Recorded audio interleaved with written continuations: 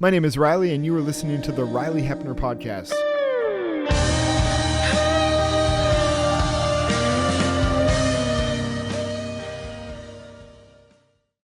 Well, your new book, Kevin, is Wonders from the Law. I wonder if you could just simply explain the title of the book and what it means, how it conveys what you're after in this book. Yeah, the title of the book, Wonders from Your Law, actually comes from Psalm 118. There's a prayer of the psalmist in which he prays that the Lord would open his eyes or uncover his eyes so that he might be able to see wonders from your law. And so the title of the book is really pulled directly from that verse. And my understanding of that verse is that actually what he's asking to see is uh, not so much a miracle account that's recorded in scripture, such as happens in the book of Exodus, but he's actually trying to see wonders that are in the text of scripture. Open my eyes that I might see wonders from your law, textual wonders in the scriptures themselves. So I felt that in my study and writing of this book, I was seeing what I believe to be some wonders in the scriptures themselves. And so that's why the book is titled the way it is. So, I assume then the title came after as you started experiencing, some of these Yeah, discoveries well, along the way? yeah, I mean, I think that probably not just me, but I think hopefully a lot of us have had um, an experience like that or multiple experiences of finding amazing things in the scriptures. And so that's been going on for some time. And I think when the idea for the book came about, I was like, okay, well, with this particular topic, this title, Wonders from Your Law, would fit really well. Okay, that made sense. Well, why this book at this time? Is there a particular gap in the field of Old Testament theology and or in basic pew level theology, Bible study in the church that you've been observing that you felt needed to be addressed and maybe wasn't being addressed? Yeah, so the book is a long one. Um, it's if you include all the indexes and everything, it's 400 pages. Sure. And as the subtitle explains, um, it's a book about Old Testament theology. And so, on the one hand, it is trying to contribute to that particular field. And yet, when I was dreaming up the book and actually writing it, I was also hoping that it would be something that um, uh, some other interested readers, maybe motivated, particularly motivated readers, could also benefit from, even if they maybe don't even know what Old Testament theology is, that they could still benefit from it. So, in the way that the book is structured, I basically deal with 10 what I call Nexus passages, which we can get to in a Hmm. minute.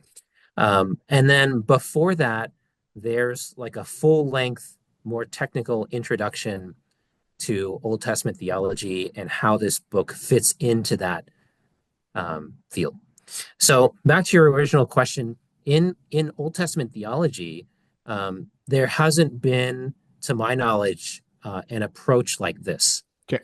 So a lot of times in Old Testament theology, and really not all the time, but a lot of times we're trying to figure out basically how to put the Old Testament together.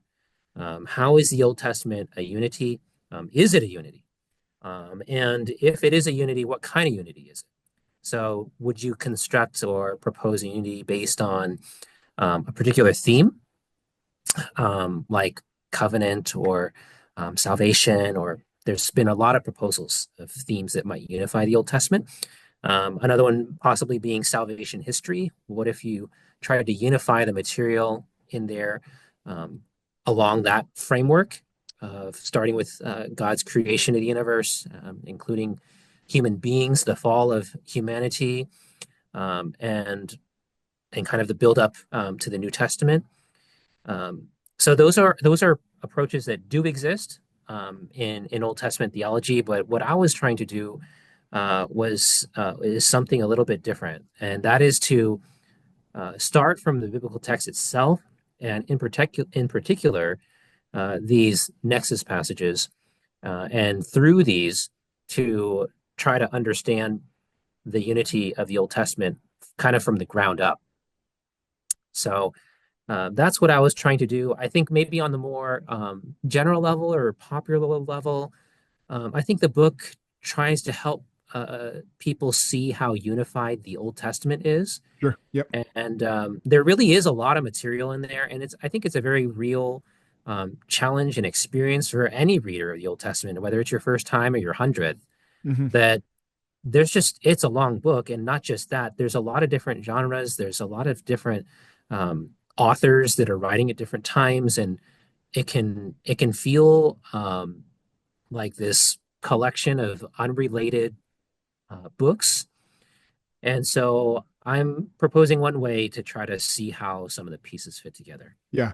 Well, it felt in reading it, it definitely, my sense was that this is written to the scholarly community or students, seminary students and such. Yeah, But it definitely also felt like a book.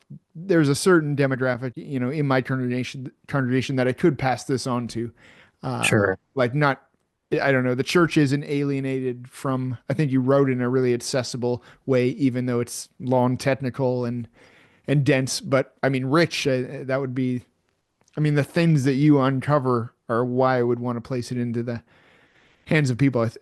I've not read I mean, as you already said, I've read a lot of Old Testament theologies that try and, follow those threads through the story, but I've never come across this. So I was curious too. Are you following in the footsteps of someone? We'll get to talking about what Nexus passages are, but Sure. has this, I don't know, are you on the forefront of this idea?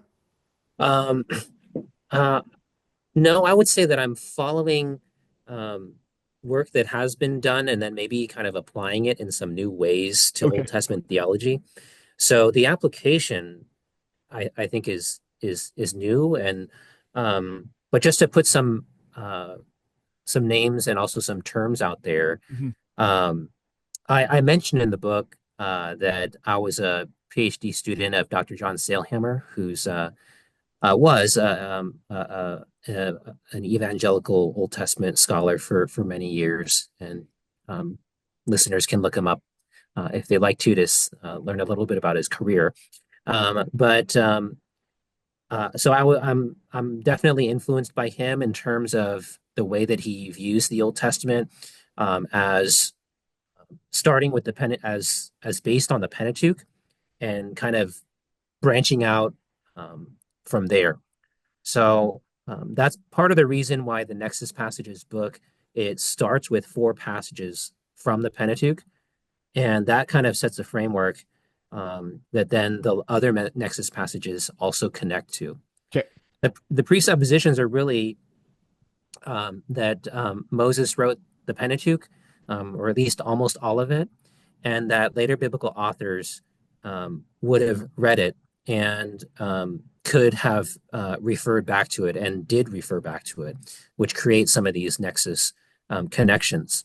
To sketch out some of my influences and sort of the stream that I'm walking in more broadly, it's not only Sailhammer who emphasized um, intertextuality. So intertextual is in my subtitle here, and intertextual basically refers to um, relationships between different texts. So when you're talking about the Old Testament, it's really a way of describing a phenomenon in which, say, um, the creation account in Genesis 1 to 3, it gets referred to by some other Old Testament text later. Okay. So, like when in Isaiah 65, when the prophet says, "Behold, I'm creating a new heavens and a new earth," that's very likely an allusion to Genesis 1:1 when God creates the heavens and the earth. And you could describe that entire relationship between Genesis 1:1 and Isaiah 65 as intertextual. Um, there's the word illusion is also used in this conversation, and we won't get into the nuances that people attach to those two right here. But basically, there's a good number of scholars that are interested in this topic, Okay. um, intertextuality and illusion, and including within the Old Testament itself. So there's a really thick book that's come out within the last couple of years called The Old Testament, Use of the Old Testament. That would fall within this broader approach. There's different ways in Is which that Beale? that one is Oh, Schnitger, sorry, that was the New Testament use of the Old Testament. right? But then, yeah, you've also got Beale and Carson's edited commentary on New Testament use of the Old Testament. Yeah, that's That's what I'm kind of like a thinking. broader, um, yeah, that's another example What was the of one this you kind of said? thing. Can you say the title again? Old Testament use of the Old Testament. Okay. Yeah, so everybody would recognize the New Testament use of the Old Testament because it's just explicit Yeah. on the pages of the New Testament. And some are also trying to draw attention to the fact that that happens within the Old Testament Okay. itself. Yeah. So um, with these kinds of um, relationships between Old Testament passages, um, and having looked for them and studied them for some time, I thought, okay, well, if we're having such a hard time trying to understand how the Old Testament fits together, well, then maybe intertextuality would be a promising way forward because that's basically what it is. It's positing a relationship between two texts. Well, what if there's relationships between multiple texts? Sure. And what if there's individual texts that are actually connected to like five or six texts? Now you have like a pretty high level of integration that's happening, and that's helping you to pull some of the pieces together of the Old Testament. Was there a level of this book coming out of you watching students in particular struggle with trying to figure out the unity of the Old Testament? Or were you observing that just on a in the world of scholarship? Yeah, I think it's probably some of both. Okay. And I think again, it just comes back to the reality that I think to any reader, when you read through the Old Testament, um, if you were to read the whole thing Hmm. and really try to fit every single piece together in some kind of coherent whole or unity, it's pretty hard. Yeah. And it doesn't matter. I mean, even if you're like a scholar, you might not know how to do it. Yeah. And even for myself, I'm not claiming that this particular book just like absolutely solves the question. Yeah. I'm trying to illustrate, I hopefully a promising way forward Yeah. that can help us to take some constructive steps. But I think you see it on the level of the pew, if you want to call it that, and Yeah. also on the level of the academy, because it's like, okay, well, how do you connect these different parts of the Old Testament together? Does Proverbs have anything to do with Genesis? Does what do the prophets have to do with the Pentateuch? What about the Psalms? And all these kinds of questions. Um, I think they're good questions, and I'm trying to give a really a thorough answer, which is part of the reason for the level of detail. And yes, there's a Yeah. lot of Hebrew in the book because I'm trying to show on the level of the Hebrew text itself that some of these connections really are there. Sure. I think it's an interesting thing for someone not in the Old Testament scholarship world that scholars are still wrestling with this. Like, as you see so many Old Testament theologies, like Childs says this, and Brueggemann says this, and like clearly, yeah, there nobody has quite figured it out yet, or at least one single thread that accounts for everything. So, uh, Yeah, yeah, I don't know. It's interesting that scholars still struggle. It's not just us it's true, outside and the world. yeah, and interestingly enough, there's actually some scholars that don't believe that there's a unity, Okay. right? So that would be another way to look at the question as well. Um, I mean, in my case, I think for me, this is where my evangelical presuppositions and Okay. faith come into the picture because um, in my case, since I believe in the divine authorship of Scripture, that God is the author of the whole Bible, then on one level, this theological level, Hmm. no matter how diverse and varied the Old Testament books may be, there must be some level of unity to it if the Spirit is guiding each of these authors to write the books that they did.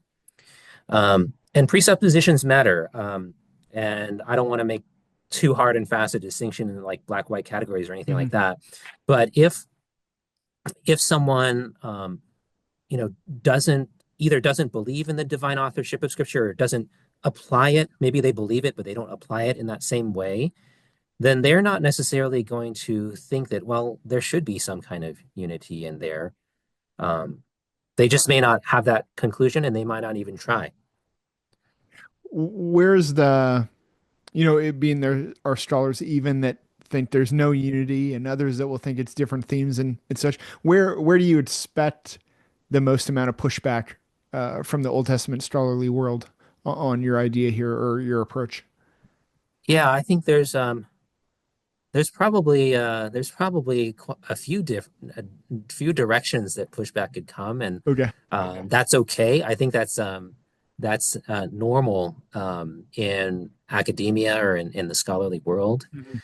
Um, to name one, I think someone's view of scripture, which I was just referring to earlier, whether you Yeah. want to call it their bibliology, whether you want to refer to their whether how they see a divine author as being involved or not involved, that's going to be the first um, major factor. Okay. So if someone's bibliology is um, very different from mine, um, we might not get that far. And that's Sure. just, Yeah. I think that's okay. That's just the way it's going to be. Yep.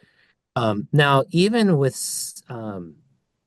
in evangelical bibliology, there are some, maybe even many, who are not that comfortable with intertextuality and illusion, Okay. um, especially um, within the Old Testament.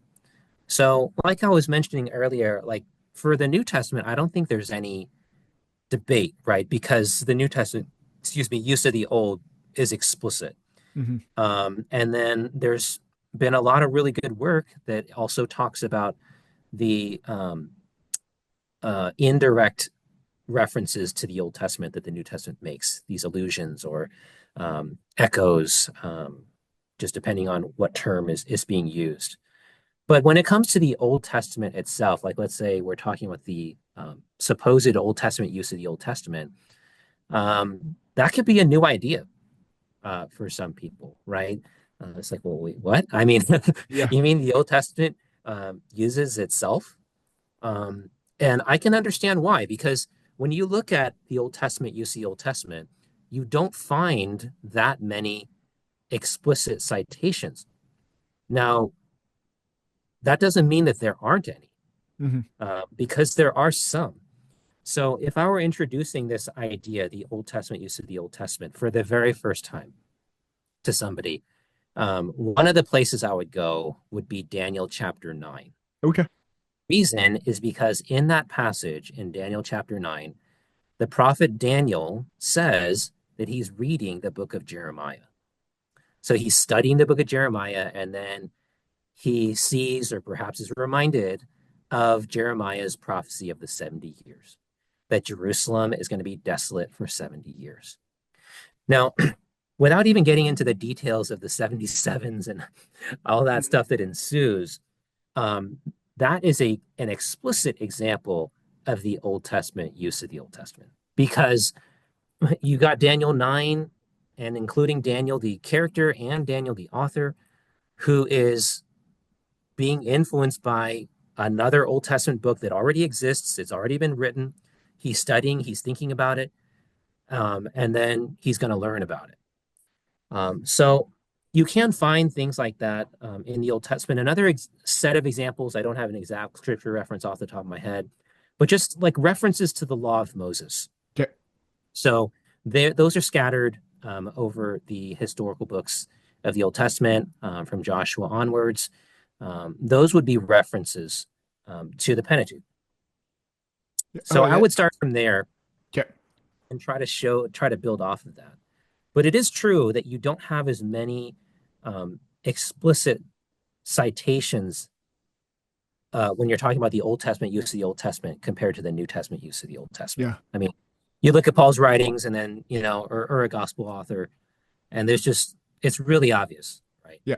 But the Old Testament use of the Old Testament, you have to look a little bit harder. Okay. And then here's where the Hebrew comes in. Sometimes um, knowing a little bit of Hebrew or being willing to uh, look at it, at least look at some transliteration, could help a little bit. I imagine it's always a blurry line, no black and white in terms of what is an illusion and what's not an illusion. And sometimes you go too far, maybe force it, and sometimes you're a little too conservative. Would that be, I mean, at least that's the case, it seems in the New Testament always, there's people on different ends of the spectrum. Uh, Yes. would that, I assume that'd be the case in Old Testament theology. And where exactly would you land? Would some think, oh, Kevin's a little too liberal in some of his intertextual connections? I think that's possible. And I Okay. think that's sort of the nature of illusion. Okay. The difference between illusion and citation is basically how explicit and how obvious it is. Okay. So to cite a really obvious citation, really anything from the New Testament where it say, because it is written, or, Yeah. thus says, through Isaiah the prophet, that would be an indisputable citation. But even New Testament scholars would recognize some allusions, even when you don't have that explicit Mm. citation formula or something like it. And of course, like you're saying, that's where the gray areas come in. And so I think looking for these things, um, it has its objective criteria, like you might call it the science aspect of it, Okay. but it also has its subjective or art side of it. Um, for me, it's also certain. I think that it's certain key texts that also get alluded to more often. Okay. And so for me, that there's criteria that people use. You look for word repetitions. So if it's Old Testament use of the Old Testament, then you have to pay attention to the Hebrew words that are used. Just like, Sure. so let's just say it's Genesis 3:15.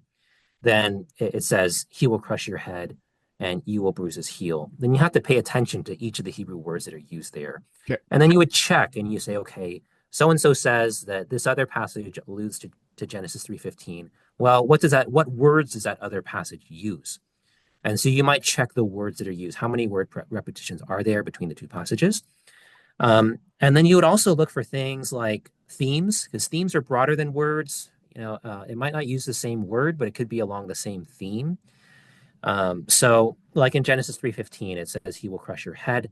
It just so happens that that Hebrew word that's used for crush is really, really rare. Okay, but there's other words for crush that are used in very similar passages in other parts of the Old Testament. So that would be a thematic connection, even though the word is not the same. So, like in Numbers 24:17, where the Star of Jacob also crushes, so the English translation crush is the same, but the underlying Hebrew word is different in Genesis 3:15 and Numbers 24:17. But both passages have a conquering hero, a victor, who is crushing the head of his enemy or enemies. So now you got to make a decision, right? So you make you weigh the evidence and you say, okay, there aren't common words, but there's some common themes, and in this case, common imagery. Hmm. And the context is very similar. What the action that's going on is very similar. Um, it becomes a question for each person. Do you think, right, Yeah. that is enough evidence for um, Numbers 24:17, the Star of Jacob, not only in and of itself predicting the coming of a hero to defeat Moab and Israel's enemies, but at the same time being an allusion to the seed of the woman prophecy in Genesis 3:15. Yeah. I appreciate you sharing those examples because I think there are a lot of people and maybe some listeners that assume biblical study, assume that don't know the word hermeneutics or any science of it and think that approaching the Bible is just as subjective as anything. It's just what does it mean to you? Whether, there's no science for anything. So to hear you explain kind of on a scholarly level how you'd go about zeroing in on some of these intertextual connections, I think is fascinating that there's actually science and steps and principles to make a good decision. Yeah, it is not random. I think maybe when a person is exposed to it for the first time, Mhm. hopefully it's like a more clear and cut and dried case. But we can't Yeah. control that, right? If the first time they hear of it is sort of like a iffy or, kind of case, then they might feel like, hey, this is too subjective, this is too random. Yeah. But I would say start with the clearer cases if you're trying to learn about it. Hmm. Because what that does is if you personally um, come to see an example of illusion that you yourself are convinced of, now that possibility is in your mind, Sure. right?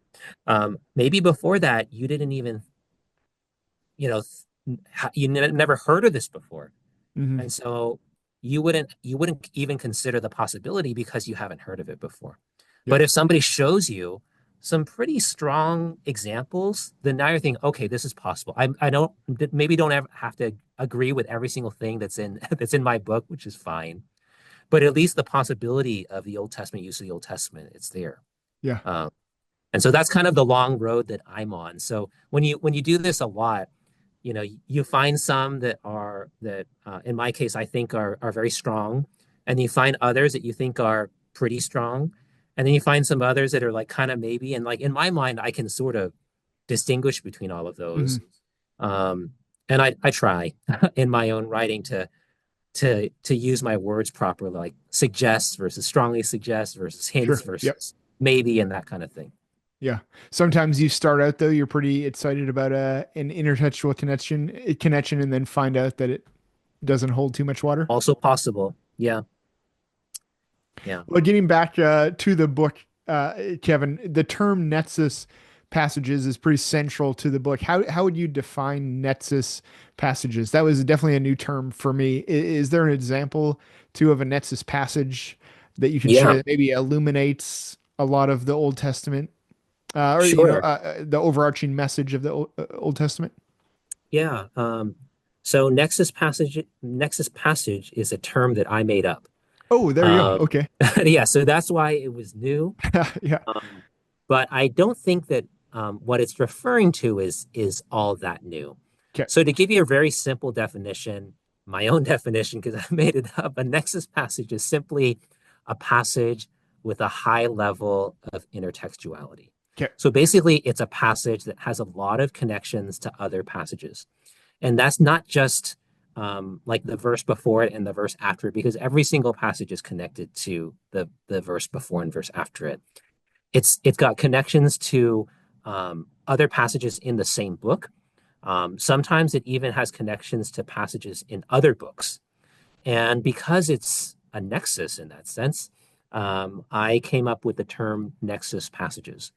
But really, it's describing a phenomenon, a high level of intertextuality, and that term intertextuality, as well as illusion, is has already been used. It's being used quite a bit in biblical studies. Are there? Um, Oh, sorry. Go ahead. no, go ahead.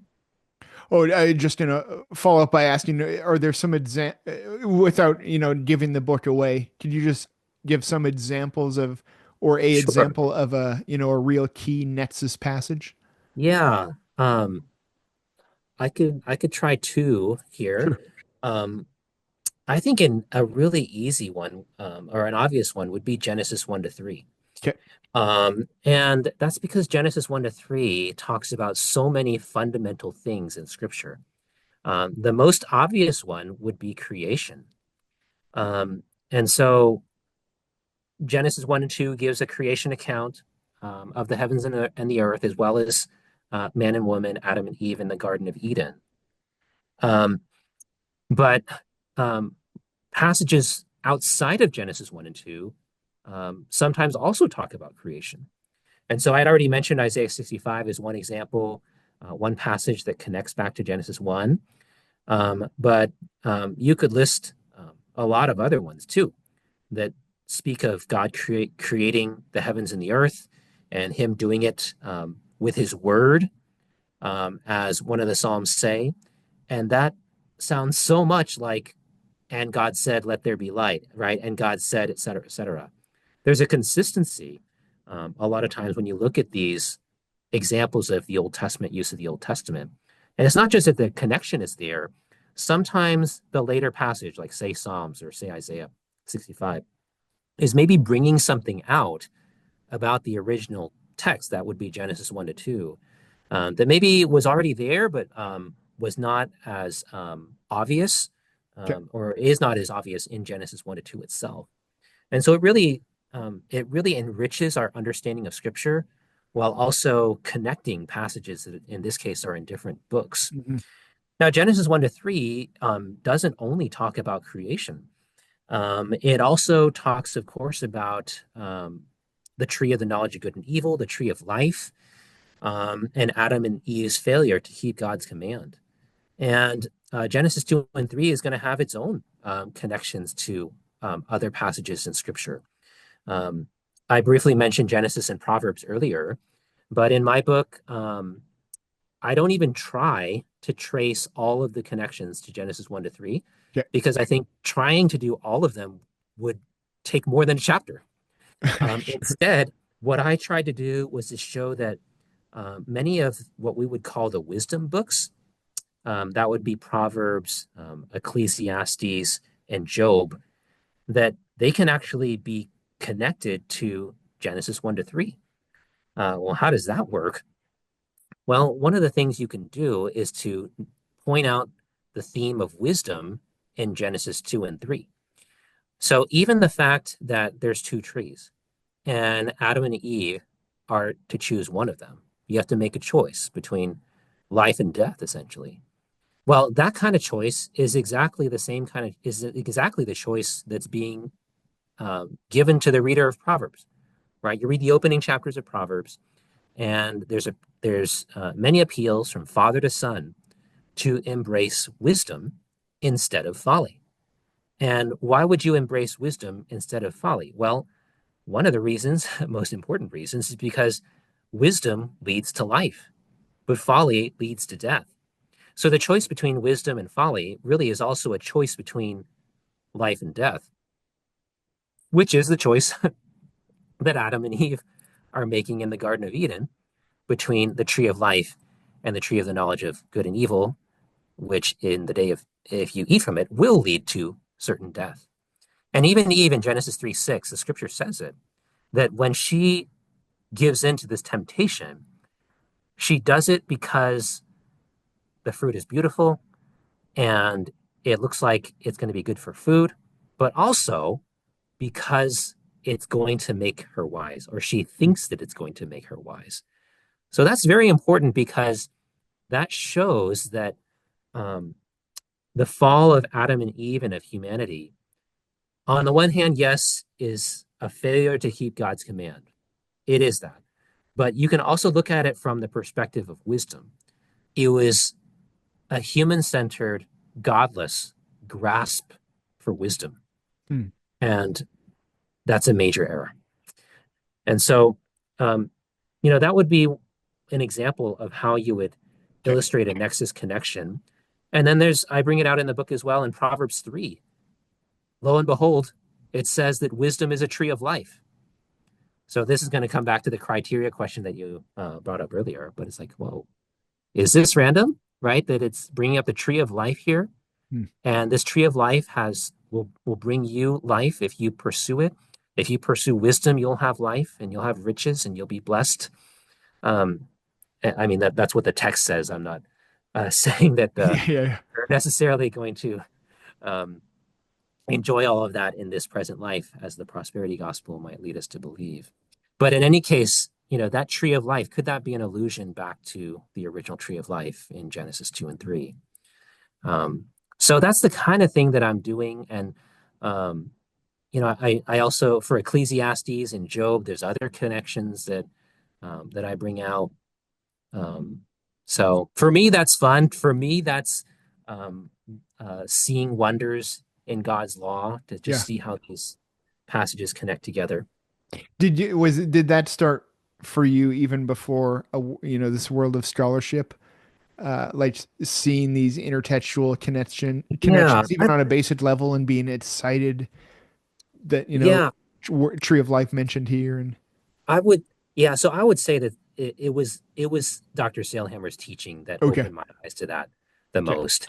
And there are other ways, uh, uh, to see these kinds of things, but for me, it was learning from him.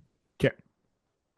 Because I feel like intertextuality and obviously the term Nexus Passages and not there, but even the idea of it, I don't know if it comes up in the church too often. I don't remember being taught how to make intertextual connections in Yeah, Sunday school or in the pew, and maybe because some teachers are want to be on the conservative side and maybe are a little afraid of imposing something on the text or whatnot. yeah. But I wonder, as you wrote this book, do you envision pastors and churches using this book in some way to enrich their teaching, preaching, discipleship in the I church? hope so.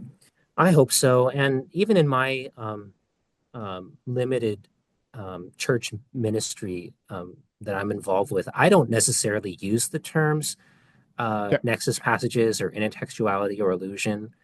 I'm going to try to explain something in a way that my hearers have the best chance of understanding.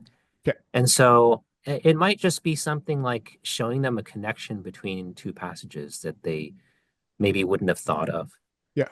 So if we happen to be studying um, Numbers 24:17 and Star of Jacob crushing the foreheads of Moab, we're going to spend most of our time on that context itself. Hmm. But I'll try to see if we have an extra 2 or 3 minutes for me to show them, you know what, this crushing the head of the enemy imagery Yeah. is not new to this passage, and you might already know where it comes from. Hmm. And in that case, they might be able to make the connection themselves, just if I prompt them like that. And even if they can't or others can't, then I just take them to Genesis 3:15 and show it to them. Say, hey, this is important. And this picture is being set forth before us again to be our hope.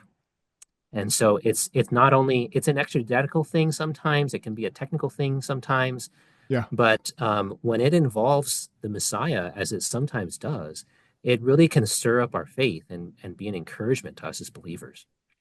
Maybe just staying on that for a second, how do Nexus passages in the Old Testament, or how have you found them to uniquely highlight character work of Christ, or even just help us understand the New Testament, uh, or illuminate the relationship Yeah, between the testaments? yeah. One of the things that I believe, and I think I've uh, tried to show in the book, is that you not only have nexus passages in the Old Testament, that is, passages that have a high level of intertextuality or connection to other passages, but some of these highly connected passages are also Christocentric. Okay. And to me, that is a major theological payoff. That's very important because now you're not only talking about, okay, well, hey, that's cool if you can connect these passages together, but does it do anything else? Not maybe not every Nexus passage, but some of them, I think, are drawing together other passages for the main purpose of telling us who the Messiah is. Okay. So this is, I'll share another example. I said earlier I was going to do two, but here's the Yeah. second Yeah. one Please. because it fits this also. So I would say Numbers 24 would be Okay. an example of that. So this is the third Nexus passage that I deal with in the book. It's of course within the Pentateuch portion of the book. And Numbers 24, just to give people a little bit of background, we already talked about verse 17 a little bit with the Star of Jacob prophecy, but the context here uh, is Balaam's oracles, and he's kind of a strange character.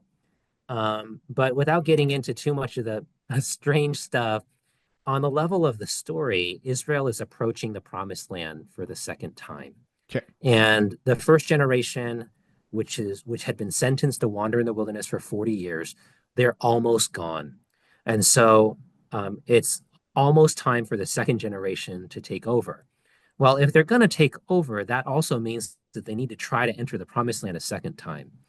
And in order to do that, they have to pass through or go around several other peoples, lands that are east of the Jordan, whether it's Edom or in this case, Moab. There's also some battles that are part of that as well. But Balaam's oracles relate to Israel approaching this promised land, and they're approaching the land of Edom. Now, naturally, when Israel approaches these various peoples, they feel threatened. So some fight, some resist, and in Moab's case, they decide to try to hire somebody to curse Israel. So that person that they hire is Balaam. And as the story goes, instead of cursing Israel as he was brought over and hired to do, he ends up repeatedly blessing Israel. And the climax of the things that he says about Israel the climax is in Numbers 24. And it's here that you find Messianic prophecy, which includes the statement about a star arising from Jacob.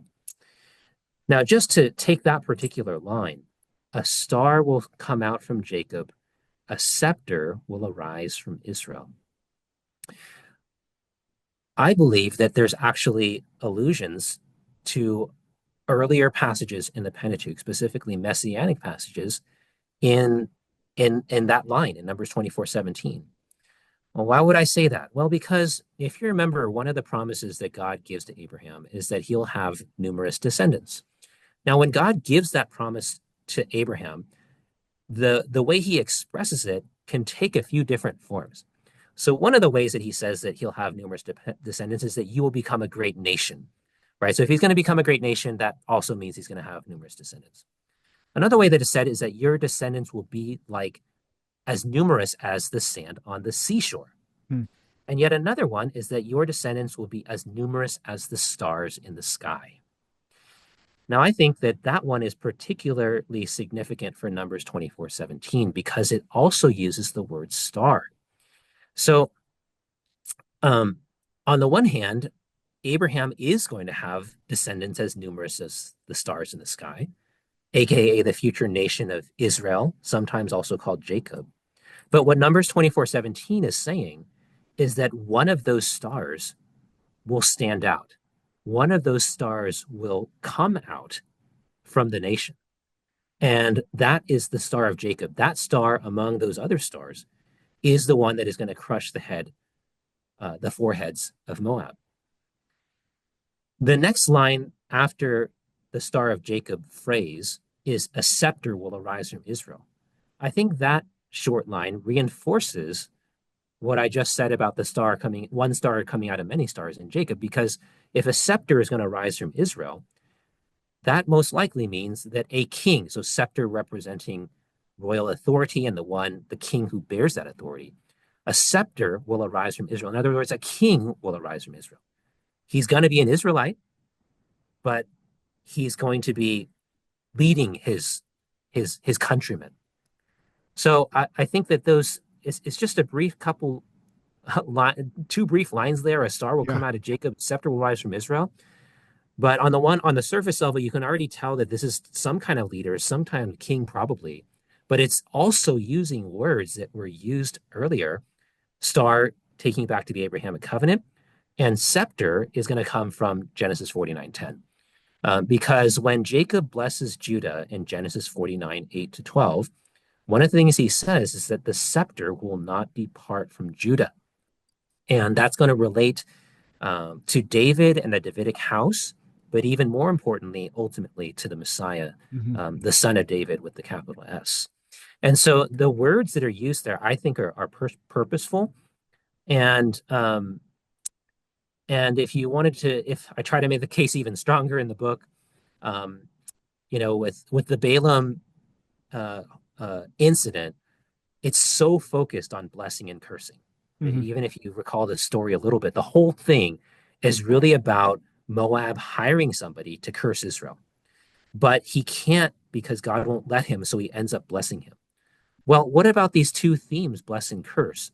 I mean, I believe that that's what actually happened, but at the same time, this is basically a direct challenge to the Abrahamic covenant. because the Abrahamic covenant itself is also very focused on blessing Israel. And now all of a sudden you've got this nation that wants to curse Israel. Well, what's going to happen? Something's got to give. Something's got to give. And what gives is Moab's ideas. They can't thwart God's plan. Yeah. And so to me, that becomes one additional support for seeing the Star of Jacob, the star, as also related to the Abrahamic covenant, because there's a lot of Abrahamic covenant allusions Hmm. in Numbers 22 to 24, that Balaam narrative. You can look them up. You can look up one by one, but pretty much every single time there's blessing and cursing. The way it's being used, it's so like the anti-Abrahamic covenant that I think, for me, the case is pretty strong. Yeah. Oh, that's a fascinating example. Well, I wonder, as you wrote this book, what was the most, if something stands out, the most surprising or rewarding discovery you made? Maybe it was that in Numbers 24, or was there something else that just really, I don't know, caught you off guard? Yeah, I mean, I think I could keep going on Numbers 24, but to state it simply, just to see that some of these Nexus passages are actually messianic, Okay. to me is amazing. And so I already started spelling it out a little bit. But in Numbers 24, there are other themes that get drawn in also. So I Okay. was already talking about the Abrahamic covenant, but you have creation themes that are brought in. You have Exodus themes that are brought in. I also referred earlier to the seed of the woman, crushing the head of the snake. It's like you're drawing so many things together from the Pentateuch, creation, Exodus, Lion of Judah, Abrahamic covenant. You're drawing them all together, even wisdom. You're drawing them together to do what? Yes, to show the literary unity of, in this case, the Pentateuch, but also showing the theological and Christ-centered unity of Scripture, Yeah. which in the Old Testament is a big deal for me. Yes, a disputed topic, and maybe will continue to be. But I think it's important, and I think it's worth studying and talking about together. Um, yeah. It, referring to that and maybe even just to the unity of the Old Testament, were those things strengthened for you in writing this book? Or were you Yes. already start here and you kind of ended here? Or was it even, you were even more confident in those things by the time you finished? Yeah. They were strengthened. Okay. Because for me, I guess you to be honest, you don't know what's going to happen when you look at things on a closer level. Sure. Yep. But for me, as I did that, I just find more connections. Okay. And to me, that the case that they're number one are these Nexus passages exist, that's strengthened because I through writing the book, I looked and tried to make the case as strong as I could for these passages and found a lot of evidence for them. And number two, that some of these Nexus passages are actually messianic. Again, when you look in detail and you can see it, like wow, that really strengthens my personal position on that thing, Okay. on that topic. And to me, it's ultimately encouraging to me in the way that I read Scripture and believe that Scripture is written by God to testify to Jesus Christ in the gospel. Were there any Nexus passages or, intertextual connections that I don't know that I mean, it's a dense book, so you probably had space for all of the ones you wanted to get to, but maybe there were some that were kind of on the fringe that maybe you didn't have enough evidence for, but you're excited by and would like to continue pursue that you don't cover in here. Oh yeah, I think there's more, and Yeah. it's funny that I dealt with 10 passages in this book. The original plan in the book proposal was to do 12. Okay. To do four in the Pentateuch, four in the prophets, and four in the writings. Okay. The book was getting a little long, and so I Okay. asked for permission to just do 10. Okay. So to do four, Like you three, asked your, three. yeah, the editor or something. Yes, Okay. yes. So I don't think that these 10 passages are the only 10. Okay. I don't even think they necessarily have to be the top 10. I would think that some of them would be in the top 10, but I'm not trying to make that claim. Yeah. Um, So but what would yeah, be one or two that wasn't in there? yeah. That So like the 11 and 12. yeah, so because I basically removed one each from the prophets and the writings, Okay. I was also aiming for kind of even distribution across the Hebrew canon. So I subtracted Jeremiah 31, the New Okay. Covenant.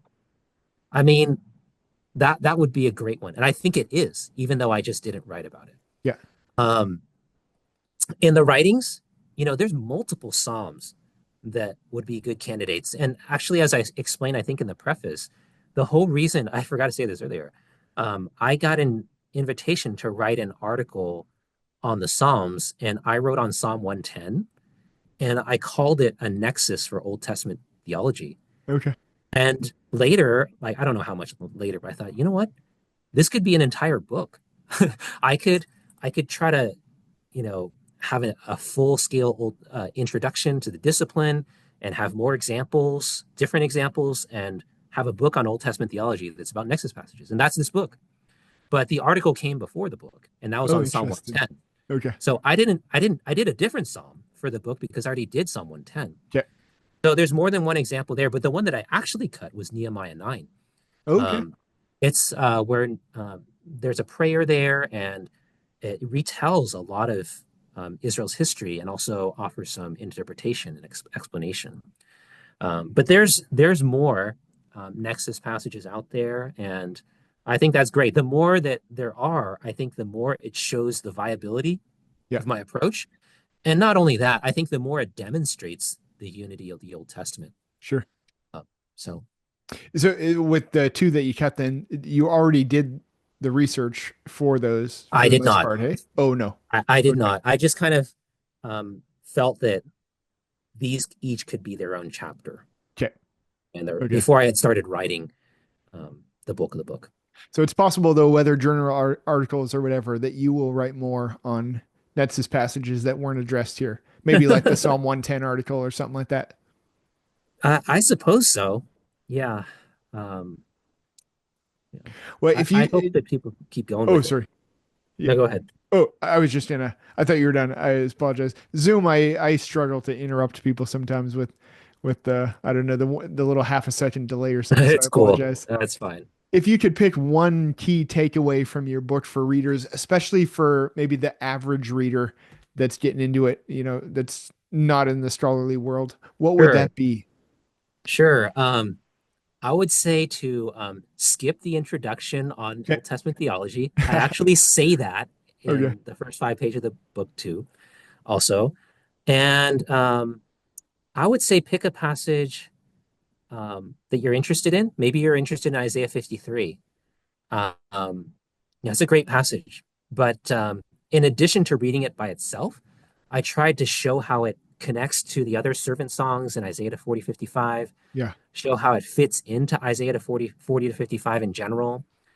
Um, and so to look at it not only in an abstract way, but to look at specific examples. I have a chapter on the Davidic covenant in 2 Samuel 7.